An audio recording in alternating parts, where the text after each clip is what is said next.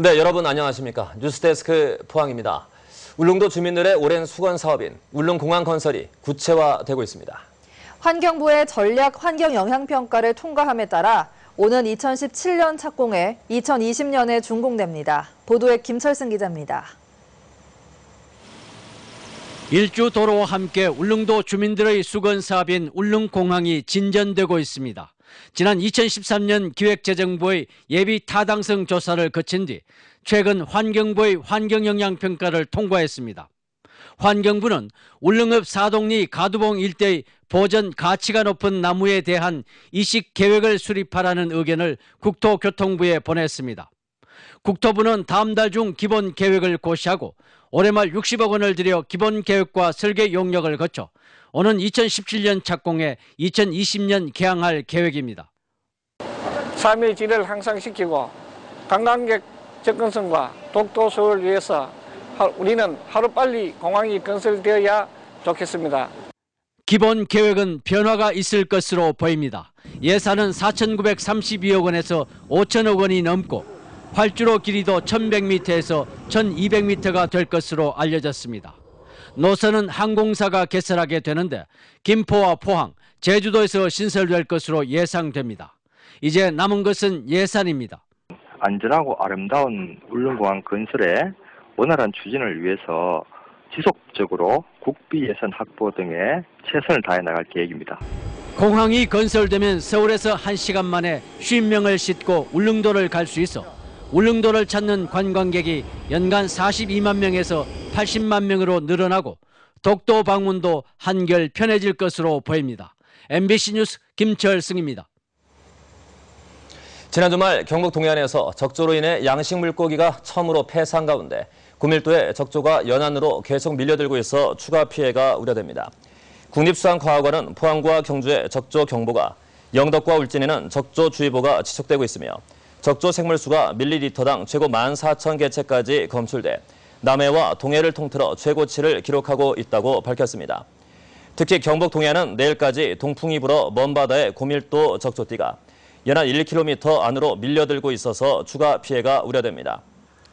국립수산과학원은 태풍 고니가 통과하기 전인 내일까지가 이번 적조의 최대 고비가 될 것이라며 양식 어민들의 각별한 주의를 부탁했습니다.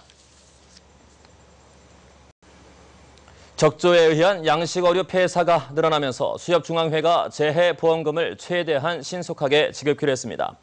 이에 따라 피해 신고를 접수하면 곧바로 보험금 지급을 위한 손해조사에 착수하고 최종 보험금 결정 이전이라도 추정 보험금의 50% 상당액을 우선 지급할 방침입니다.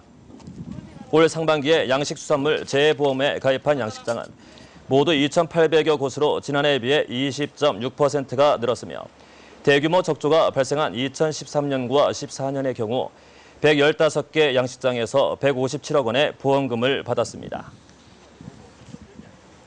포스코가 현행법상 화력발전소 건립이 어려워지자 오염물질 배출을 줄이는 계획으로 예외 규정을 적용받는 방안을 추진하고 있습니다. 그러나 환경부는 여전히 부정적인 입장이고 지역에선 규제 완화 서명운동이 시작돼 추진 과정에 논란이 빚어지고 있습니다. 임재국 기자가 보도합니다. 포스코가 1조 2천억 원 규모의 화력발전소를 짓겠다고 발표한 것은 지난 5월 전력 비용이 크게 올라 오는 2022년엔 적자가 우려된다는 게 이유입니다. 하지만 대기환경보전법상 포항은 청정연료 사용 지역으로 석탄 화력발전소 건설이 불가능합니다. 포스코는 예외 규정을 적용해 대기오염물질 총량을 낮춰 발전소 건립을 추진하고 있습니다. 노후 발전시설과 철강 공정 환경 개선을 통해서 석탄 발전을 하더라도 포항제철소의 오염물질 총량 증가는 없도록 할 계획입니다. 노후 설비의 셧다운, 폐열 회수 시스템 확대 등을 통해서 CO2의 순 배출량을 오히려 낮출 계획이고요. 이에 대해 환경부는 대기오염 물질이 추가로 배출되고 주민들의 건강 위험 등이 우려된다며 시행령이 개정되지 않는 한 발전소 건립은 어렵다는 입장입니다. 이런 가운데 지역의 상공계가 화력발전소 건립이 지역에 도움이 된다며 서명운동을 시작했고 추진 과정에 논란도 일고 있습니다. 8월 말까지 서명운동이 모두 완료되면 9월경 청원서와 함께 관계기관에 전달할 예정입니다. 아울러 대한상공회의소를 통해 환경 규제가 완화될 수 있도록 지속적으로 건의해 나가겠습니다. 화력발전소가 갖는 공해 문제와 위험성에 대해서는 이런 방구 언급도 없이 통반 행정조직과 간변단체, 포스코 자회사 협력업체 직원들에게 할당량을 조사하는 이런 서명은 원천무효이다, 그렇게 생각합니다. 포스코는 다음 달에 대기오염 물질 총량을 줄이는 등 화력발전소 건립 계획서를 환경부에 제출하기로 해 그 결과에 관심이 모아지고 있습니다. MBC 뉴스 임재욱입니다. 대형 재난 시 주로 활용되는 국민안전 로봇 사업이 기획재정부의 예비 타당성 조사를 최종 통과해 내년부터 본격 추진됩니다. 산업통상자원부는 오는 2021년까지 6년간 모두 710억 원을 투입해 영일만 3일반 산업단지에서 국민안전 로봇 3종과 핵심 부품 3종을 개발하고 안전 로봇 실증 시험 인프라를 구축하게 됩니다. 이병석 국회의원은 영일만 3일반 산업단지에서는 수중건설 로봇 사업도 추진되고 있어 이곳이 첨단 로봇과 해양산업의 거점으로 떠오르게 됐다고 밝혔습니다. 새누리당 박명재 의원이 공공부문에서 국산 철강 제품을 우선 사용토록 하는 내용의 국가 및 지방계약법 개정안 3개 법률안을 발의했습니다. 법안에는 국가나 지자체가 교량과 터널, 항만 등의 공사를 계약할 때 국산 자재를 우선 사용하는 계약을 체결할 수 있는 내용이 담겨 있습니다. 또 부적합 수입 철강제에 대한 제재 장치를 마련하고 건설 자재에 대한 관리 감독 기능도 강화해 공공시설물의 안전도를 높이는 내용도 포함하고 있습니다. 포항시와 나노융합기술원은 오늘 시청 대회의실에서 중국의 만택 주식회사와 투자유치 확장 겸 기술 사업화 협약을 체결했습니다. 중국의 만택은 포항 나노융합기술원에 입주해 있는 우리나라의 메이플 세미컨덕터에 180억 원을 투자해서 실리콘 카바이드 전력 반도체 생산을 추진하고 포항시 등은 기술 사업화를 지원하게 됩니다. 중국 심천 경제특구에 입주해 있는 만택은 실리콘 카바이드 전력 반도체 상용화 기술을 갖고 있는 메이플 세미컨덕터와 중국의 합작법인을 세운 바 있습니다. 설림병원이 부도를 낸 이후 산하 요양병원의 매각 여부를 둘러싸고 논란이 계속되고 있습니다. 급기야 입원 중인 환자들까지 집회를 열고 병원 정상화를 요구하고 나섰습니다. 장미쁨 기자가 보도합니다. 설림병원 산하 재활요양병원에서 1년 넘게 남편을 간호하고 있는 나영심 씨. 지난 2013년 남편이 뇌출혈로 쓰러진 뒤 포항 성모병원 등 여러 병원을 전전하다 간신히 입원에 성공했습니다. 그런데 최근 병원 관계자들로부터 다음 달부터 요양병원이 문을 닫는다는 말을 듣고 집회에 참가했습니다. 일반 병원에서는 한두 달만 받아주는 중증 환자들을 특별한 제한 없이 입원시켜 치료해주는 곳은 이곳이 유일하기 때문입니다. 병원 옮겨 다니기는 한 달 죽이고 치료를 받자 하면 한 20일도 채도 못 받고 또 옮겨야 되니까 우리는 여기 장기로 입원을 해야 됩니다. 또 경북 최대 규모로 전문적인 재활치료까지 함께 받을 수 있어 나 씨의 남편 같은 입원 대기자가 줄을 설 정도입니다. 지난 2008년 문을 연 뒤 매년 30여억 원의 순이익을 내는 것으로 알려진 지역의 알짜 병원입니다. 간호사도 적당한 그 수만큼 들려야 되고 치료사, 제일 중요한 건 치료사가 지금 다 나갔어요. 그래서 그 치료사의 그 옛날 그 숫자만큼 치료사를 다 배치를 시켜주고 원상 복귀를 돌리는 거죠. 하지만 설림병원이 부도를 내는 등 경영이 악화되면서 요양병원 매각설이 제기돼 환자들을 불안하게 하고 있습니다.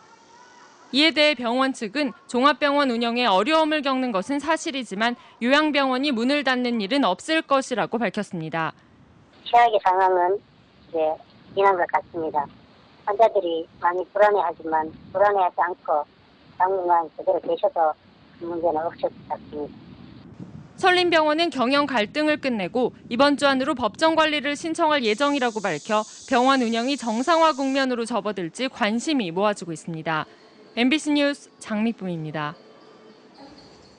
도내 해수욕장이 모두 폐장한 가운데 피서객은 지난해보다 11% 증가한 것으로 나타났습니다.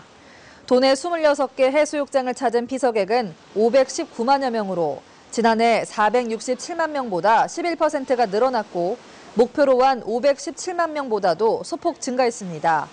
지역별로는 포항이 394만여 명으로 12%, 경주가 59만 5천여 명으로 7% 증가했으며 영덕이 7%, 울진이 8% 늘어났습니다. 특히 이 기간 동안 지정 해수욕장에서는 익사 사고가 한 건도 없었습니다. 경상북도는 개장 초에는 메르스로 한산했으나 7월 말 이후부터는 날씨가 좋아 피서객이 증가했다며 내년에는 안전 예산을 7억 원으로 올해보다 2억 원 증액하고 안전장비도 보강하겠다고 밝혔습니다. 실크로드 경주 2015가 지난 21일 개막한 이후 사흘 동안 관람객 수가 3만 9천여 명에 그쳐 기대치에 크게 못 미친 것으로 나타났습니다. 이는 지난 2011년 엑스포 개막 이후 사흘간 5만여 명이 찾았고 무료로 운영되기는 했지만 지난해 이스탄불인 경주 초반 사흘간 25만여 명이 관람한 것과 비교해 턱없이 저조한 수치입니다. 또 예매권도 개막 전까지 56만 장 판매를 목표로 했지만 메르스 등의 여파로 실제로는 61%인 34만 장 판매에 그쳤습니다. 엑스포 조직위는 개막 전날부터 북한 도발 등의 악재로 나들이 객이 크게 줄었다고 밝혔습니다. 2015 경주 국제 유소년 축구 대회가 오늘 27일까지 경주에서 개최됩니다. 이번 대회에는 호주와 브라질, 아르헨티나 등 세계 22개 유소년 축구팀에서 500여 명의 선수가 참여해 기량을 겨룹니다.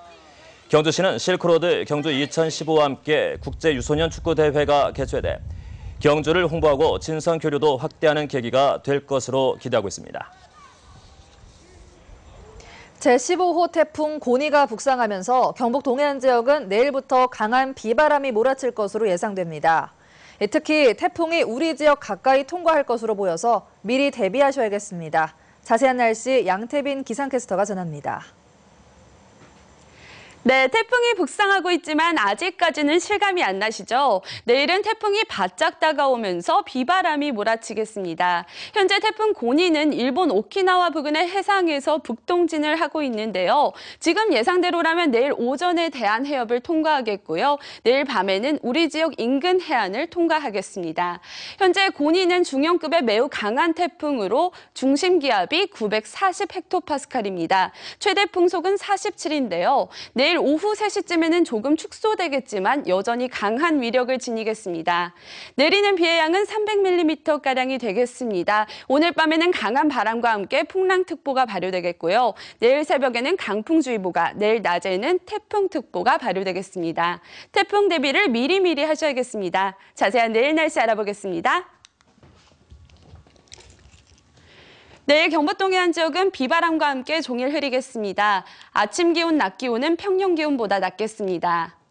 울릉도와 독도도 종일 흐리고 비가 오겠습니다. 아침 기온, 낮 기온은 오늘보다 낮겠습니다. 동해 전해상에 비 소식 있는 가운데 바람이 강하겠습니다. 태풍의 직접적인 영향으로 바다의 물결은 3에서 8m로 매우 높게 일겠습니다. 내일 모레까지는 태풍의 영향을 받겠는데요. 목요일부터는 다시 맑은 하늘이 이어지겠습니다. 태풍의 진행 경로와 강도는 매우 유동적이니까요. 실시간 기상 정보를 확인하시기 바랍니다. 날씨였습니다. 태풍 고니의 북상에 따라 경상북도와 일선시군은 재해대책본부와 상황실 가동에 들어갔습니다.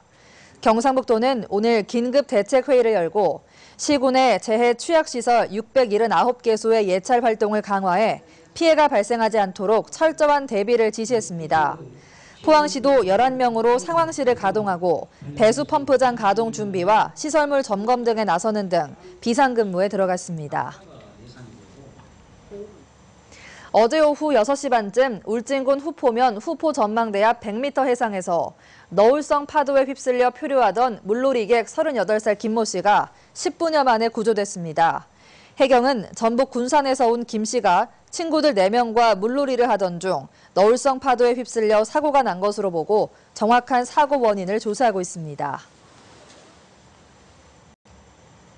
경상북도의회가 오늘부터 11일간 임시회를 열고 내년도 예산안을 다룰 예결특위를 구성합니다.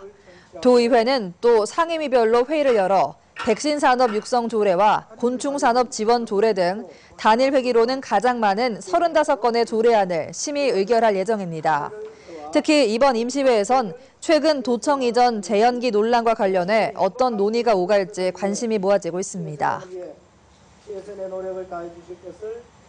포항제철소는 오늘 정비교육장에서 2015년 상반기 외주 파트너사 기능 경진 대회를 열었습니다. 오늘 대회에선 대광산기 등 10개 외주 파트너사 100여 명이 참여해 베어링 분해 조립과 중량물 취급, 전기 용접 등 5개 분야에서 갈고 닦은 작업 기술을 겨뤘습니다. 외주 파트너사 기능 경진 대회는 포스코의 기술 전문성 향상과 설비 고장 제로화를 위해 지난해부터 개최하고 있습니다.